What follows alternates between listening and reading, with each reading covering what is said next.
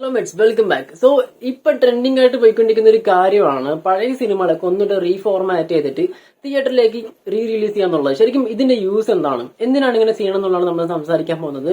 So വീഡിയോയിലേക്ക് കിടക്കുന്നതിന് മുമ്പ് നമ്മുടെ ചാനലിലേക്ക് നിങ്ങൾ ആദ്യമായിട്ടാണ് വരുന്നുണ്ടെങ്കിൽ ഉറപ്പായിട്ടും ഇപ്പൊ തന്നെ ചാനൽ സബ്സ്ക്രൈബ് ചെയ്ത് സപ്പോർട്ട് ചെയ്യുന്ന കാര്യം പരിഗണിക്കുക. നമ്മളിവിടെ സിനിമയെ കുറിച്ച് സംസാരിക്കുന്നതായിരിക്കും. സോ വീഡിയോ ഒക്കെ ഒന്ന് അനലൈസ് ചെയ്തിട്ട് ചെക്കൗട്ട് ചെയ്തിട്ട് നിങ്ങൾക്ക് ഇഷ്ടപ്പെടണമെന്നുണ്ടെങ്കിൽ മാത്രം ഒന്ന് സബ്സ്ക്രൈബ് ചെയ്ത് സപ്പോർട്ട് ചെയ്യുന്ന കാര്യം മറക്കാതിരിക്കുക. ഓക്കെ, സോ നമുക്ക് എന്തായാലും വീഡിയോയിലേക്ക് കിടക്കാം.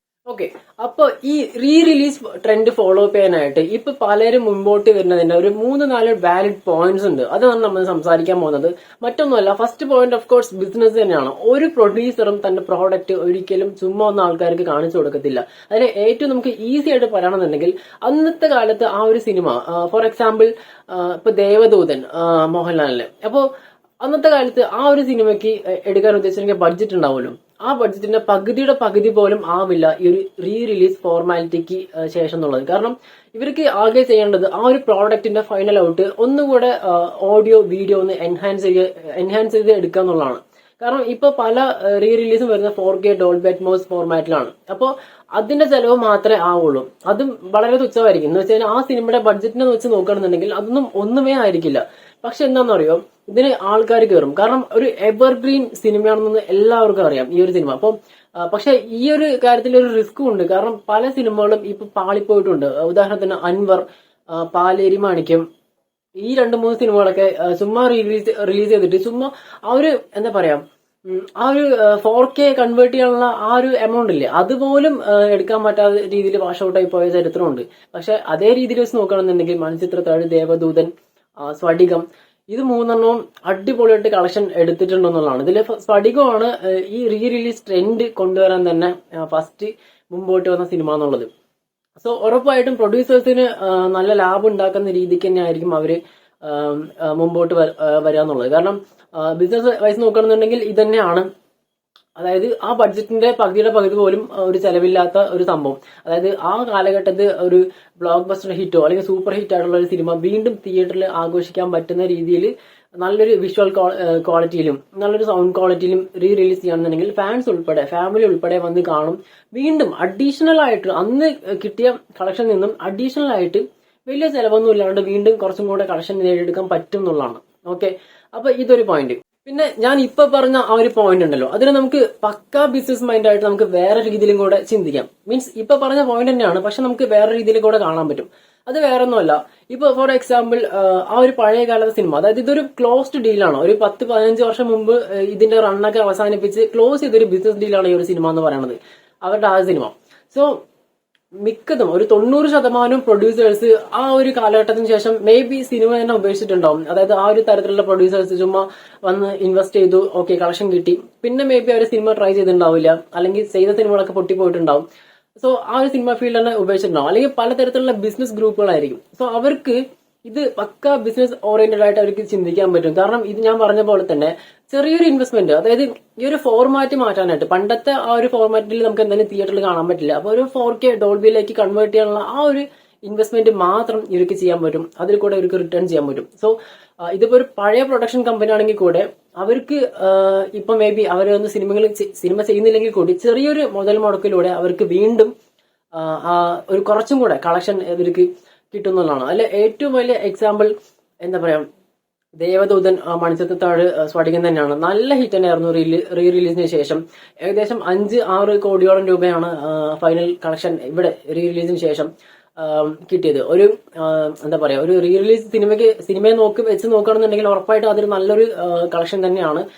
സോ എന്തായാലും ആ ഒരു രീതിക്ക് നോക്കുകയാണെന്നുണ്ടെങ്കിൽ ഉറപ്പായിട്ടും ഇത് നല്ലൊരു ടാക്ടിക്സ് തന്നെയാണ്. എന്ന് വെച്ച് കഴിഞ്ഞാൽ ഒരു പഴയ ഒരു സിനിമയെ വീണ്ടും ഇറക്കി അതിൽ നിന്ന് വീണ്ടും കളക്ഷൻ എടുത്ത് വീണ്ടും ആ ഒരു ബിസിനസിനെ കുറച്ചും കൂടി അവരൊന്ന് ബിൽഡ് ചെയ്തെടുക്കുക എന്നുള്ളത്. ഓക്കെ, അപ്പൊ നമുക്ക് ഇങ്ങനെയും ചിന്തിക്കാൻ പറ്റും. ഓക്കെ, ഇനി നമ്മുടെ പെർസ്പെക്റ്റീവ് നോക്കാം, അതായത് ഓഡിയൻസിന്റെ പെർസ്പെക്റ്റീവ്. ഇങ്ങനെ നോക്കുകയാണെന്നുണ്ടെങ്കിൽ നമുക്കറിയാം ഇഷ്ടംപോലെ സിനിമകൾ നമുക്ക് തിയേറ്റർ വാച്ച് മിസ്സായിട്ടുള്ള കുറെ സിനിമകളുണ്ട്. അപ്പൊ നമ്മൾ പലപ്പോഴും ആലോചിച്ചിട്ടുണ്ടാവും ഇതൊന്ന് തിയേറ്ററിൽ കാണാൻ പറ്റിയിരുന്നെങ്കിൽ. നമുക്ക് പലപ്പോഴും ചിന്തിച്ചിട്ട് പോയിട്ട് കുറെ സിനിമകളുണ്ട്. ഓക്കെ, അപ്പൊ എനിക്കും അതുപോലെ ഒരുപാട് സിനിമകളുണ്ട്. അപ്പൊ അതുകൊണ്ട് തന്നെ നമുക്ക് നോക്കുകയാണെന്നുണ്ടെങ്കിൽ ഇപ്പൊ ഫോർ എക്സാമ്പിൾ വല്യേട്ടനൊക്കെ ഇതാ വരാൻ പോകുന്നതാണ്. നവംബർ 28 സംതിങ് ആണ് അതിന്റെ റിലീസ്, തിയേറ്ററിക്കൽ റിലീസ് എന്ന് പറയുന്നത്, റീ റിലീസ്. അപ്പോൾ ഈ വല്യേട്ടൻ എന്ന് പറഞ്ഞ സിനിമകളൊക്കെ ഇഷ്ടംപോലെ കൈരളി ടിവിയിൽ ആണെങ്കിലും എവിടെ ആണെങ്കിലും ഇഷ്ടംപോലെ 100 കണക്കിന് തവണ നമ്മൾ കണ്ടിട്ടുള്ള ഒരു സിനിമയാണ്. പക്ഷെ എങ്കിൽ പോലും അതിന്റെ റീ റിലീസ് എന്തുകൊണ്ടാണെന്ന് ഉദ്ദേശിച്ചു കഴിഞ്ഞാൽ ആ ഒരു സിനിമയുടെ ക്വാളിറ്റി എങ്ങനെയാണ്, അതിന്റെ ഫാൻസിനാണെങ്കിലും ഫാമിലിക്കാണെങ്കിലും ആ ഒരു റെസ്പോൺസ് കിട്ടിയ ഒരു സിനിമയാണ്. അപ്പോൾ അത് ഒന്നുകൂടെ തിയേറ്ററിൽ കാണാന്നുള്ള ആ ഒരു ടെൻഡൻസി നമുക്ക് എപ്പോഴും ഉണ്ടാവുന്നത് ആ സിനിമയുടെ ഒരു ക്വാളിറ്റി കൊണ്ട് മാത്രമാണ്. ഓക്കെ, അപ്പൊ അതുകൊണ്ട് തന്നെ ആ ഒരു വല്യേട്ടൻ എന്നുള്ള ഒരു സിനിമയുടെ ട്രെയിലർ ഞാൻ കണ്ടിട്ടുണ്ടായിരുന്നു, ഈ ഇടയ്ക്ക് റിലീസ് ആയിട്ടുണ്ടായിരുന്നു. പക്ക ഒരു ഫ്രഷ്നെസ്, ആബ്സല്യൂട്ട്ലി അതൊരു ഫ്രഷ് ഫീൽ ആയിരുന്നു ആ ട്രെയിലറിന്റെ കട്ട്സ് കണ്ടപ്പോൾ. അത്രയും നല്ല രീതിക്ക് വൃത്തിക്ക് ഒരു ഇതൊരു പുതിയ സിനിമയാണോ, അതായത് നമ്മുടെ മമ്മൂക്കാന്റെ പുതിയ സിനിമയാണോ തോന്നിക്കുന്ന രീതിയിലുള്ള കട്ട്സ് ഒക്കെയാണ് കൊടുത്തിട്ടുള്ളത്. പോരാത്തതിന് അതിന്റെ ബീജിയംസ് ഉണ്ടല്ലോ, അത് കുറെ മിക്സ് ചെയ്തിട്ടുണ്ട്. അതായത് അതാ പറഞ്ഞു, ഫുള്ളി അപ്ഡേറ്റഡ് ആണ്. വിഷ്വൽ ആണെങ്കിലും സൗണ്ടിങ് വൈസ് ആണെങ്കിലും ഫുള്ളി അപ്ഡേറ്റഡ് ആയിട്ടാണ് എല്ലാം അവര് ചെയ്തു വെച്ചേക്കുന്നത്. മിക്സിംഗ് ആണെങ്കിലും സൗണ്ടിന്റെ ക്വാളിറ്റി ആണെങ്കിലും BGM ആണെന്നുണ്ടെങ്കിലും എല്ലാം കൊണ്ടും ഒരു നല്ലൊരു ഫ്രഷ് ഫീൽ കിട്ടുന്ന ഒരു ട്രെയിലർ ആയിരുന്നു. സോ അതുകൊണ്ട് തന്നെ ഒരു തിയേറ്ററിൽ വാച്ച് ഡിമാൻഡ് ചെയ്യുന്ന ഒരു പ്രോഡക്റ്റ് ആയിട്ടാണ് എനിക്ക് അതിന്റെ ഒരു 4K ഡോൾബി ഔട്ട് എനിക്ക് തോന്നിയത്. ഓക്കെ, സോ ഇതുകൊണ്ടൊക്കെ തന്നെയാണ് നമുക്ക് പലപ്പോഴും മിസ് ചെയ്തിട്ട് പോയിട്ടുള്ള കുറെ തിയേറ്റർ വാച്ച് സിനിമകളുണ്ട്. ഓക്കെ, അപ്പൊ അതൊക്കെ നമുക്ക് വീണ്ടും കാണാൻ കിട്ടുന്ന ഒരു ചാൻസ്, ഒരു ബിഗ് സ്ക്രീനിൽ എക്സ്പീരിയൻസ് ചെയ്യാൻ കിട്ടുന്ന ഒരു ചാൻസ് ആയിട്ടാണ് ഈ റീ റിലീസിനെ നമ്മൾ ഓഡിയൻസിന്റെ പെർസ്പെക്റ്റീവ് നോക്കുമ്പോൾ കിട്ടുന്നത്. അത് പക്ഷെ വേറൊരു കാര്യം എന്താണെന്ന് വെച്ച് കഴിഞ്ഞാൽ ഞാൻ മുമ്പ് പറഞ്ഞൊരു പോയിന്റ് ഉണ്ടല്ലോ, ആ ഒരു ബിസിനസ് മൈൻഡോട് കൂടി കാണുന്ന പോയിന്റ്, അതുകൊണ്ട് മാത്രം ആ ഒരു പെർസ്പെക്റ്റീവിൽ മാത്രം ഒരാൾ റീ റിലീസ് ചെയ്യുകയാണെന്നുണ്ടെങ്കിൽ ഉറപ്പായിട്ടും അതിന് നെഗറ്റീവായിട്ടുള്ള കാര്യം കൂടെ നേരിടേണ്ടി വരുന്നതാണ്. കാരണം ഇപ്പൊ ഈ ഇടയ്ക്ക് 2 സിനിമകൾ റീ റിലീസ് ആയിട്ടുണ്ടായിരുന്നു. ഒന്ന് അൻവർ, പിന്നൊന്ന് പാലേരി മാണിക്യം. ഇത് വന്നതും പോയതൊന്നും ആരും അറിഞ്ഞിട്ടും കൂടി ഉണ്ടാവില്ല. കാരണം പെട്ടെന്ന് പോയി എന്നുള്ളതാണ്. കാരണം ഞാൻ പറഞ്ഞല്ലോ, ഇതിനൊരു ഇൻവെസ്റ്റ്മെന്റ് ഉണ്ട്. ആ ഒരു പഴയ ഫോർമാറ്റ് മാറ്റി പുതിയൊരു ഫോർമാറ്റിലേക്ക് ആക്കാൻ കുറച്ച് ഇൻവെസ്റ്റ്മെന്റ് ഉണ്ട്. അപ്പോൾ അത് ഇൻവെസ്റ്റ് ചെയ്ത ശേഷം അതൊന്ന് റിട്ടേൺ കിട്ടണ്ടേ? അത് റിട്ടേൺ കിട്ടാനുള്ള ഗ്യാപ്പ് പോലും ഇല്ലാണ്ടാണ് സംഭവം വാഷ് ഔട്ട് ആയി പോയത്. ഇതിനൊക്കെ കളക്ഷൻ കേട്ട് കഴിഞ്ഞാൽ ഒരു 20,000 രൂപ കിട്ടുമെന്ന് പോലും നമുക്ക് ഡൗട്ടാണ്. കാരണം അതാ പറഞ്ഞത്, ചുമ്മാ ഏതെങ്കിലും ഒരു സിനിമ റീ റിലീസ് ചെയ്തുകൊണ്ടൊന്നും ആവില്ല. ഒരാൾക്കാർക്കും ഒരു മോസ്റ്റ് വാണ്ടഡ് ആയിട്ടുള്ള സിനിമ ഉണ്ട്. അതായത് ഒരു ബഞ്ച് ഓഫ് പീപ്പിൾസിന് ആവശ്യമുള്ള കുറച്ച് സിനിമകളുണ്ട്.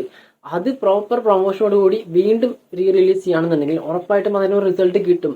ഉദാഹരണം ദേവദൂതൻ, അത് എല്ലാവരും മോസ്റ്റ് വാണ്ടഡ് ആയിട്ട് തിയേറ്ററിൽ വാച്ച് മിസ് ചെയ്തൊരു സിനിമയായിരുന്നു പലരും. അപ്പോ അതായത് തിയേറ്ററിൽ കണ്ടവർ പോലും വീണ്ടും കാണാൻ വന്നു എന്നുള്ളതാണ്. അതാണ് ആ സിനിമയുടെ ഒരു മാജിക് എന്ന് പറയുന്നത്. ഓക്കെ, അങ്ങനെയുള്ള സിനിമകൾ റീ റിലീസ് ചെയ്യണമെന്നുണ്ടെങ്കിൽ ഉറപ്പായിട്ടും ഹിറ്റ് അടിക്കും. അല്ലാണ്ട് ചുമ്മാ സവർ കണക്കിന് വെറുതെ റീ റിലീസ് ചെയ്ത് കഴിഞ്ഞാൽ ഉറപ്പായിട്ടും ഇതുപോലെ വാഷ് ഔട്ടായി പോകാനേ വഴിയുള്ളൂ, വേറെ വഴിയൊന്നുമില്ല. അപ്പം 2 ഭാഗങ്ങളുണ്ട്, ഒന്ന് അതും പിന്നൊന്ന് ഇതും. ഓക്കെ, അപ്പൊ എന്തായാലും ഫ്യൂച്ചറിൽ ഇനിയും നല്ല നല്ല സിനിമകൾ ഉറപ്പായിട്ടും റീ റിലീസ് കൊണ്ടുവരട്ടെ എന്ന് വിചാരിക്കുന്നു. കാരണം ബിസിനസ് വൈസ് നോക്കുകയാണെന്നുണ്ടെങ്കിൽ അവർക്കും ഗുണമായിരിക്കും, ഒരു നോർമൽ സിനിമ ലവർ എന്ന രീതിക്ക് നമുക്കും ഗുണമായിരിക്കും എന്നുള്ളതാണ്. ഓക്കെ, അപ്പൊ എന്തായാലും ഇതൊക്കെ തന്നെയാണ് കാരണം. സോ വീഡിയോ ഇഷ്ടപ്പെടണമെന്നെങ്കിൽ ഉറപ്പായിട്ടും ലൈക്ക് ചെയ്യുക, നിങ്ങളുടെ അഭിപ്രായം ജസ്റ്റ് ഒന്ന് കമന്റ് ചെയ്യുക. ഓക്കെ, അപ്പോൾ ചാനൽ ഇഷ്ടപ്പെടണമെന്നുണ്ടെങ്കിൽ ഉറപ്പായിട്ടും സബ്സ്ക്രൈബ് ചെയ്ത് സപ്പോർട്ട് ചെയ്യുന്ന കാര്യം പരിഗണിക്കുക. Okay, thanks for watching.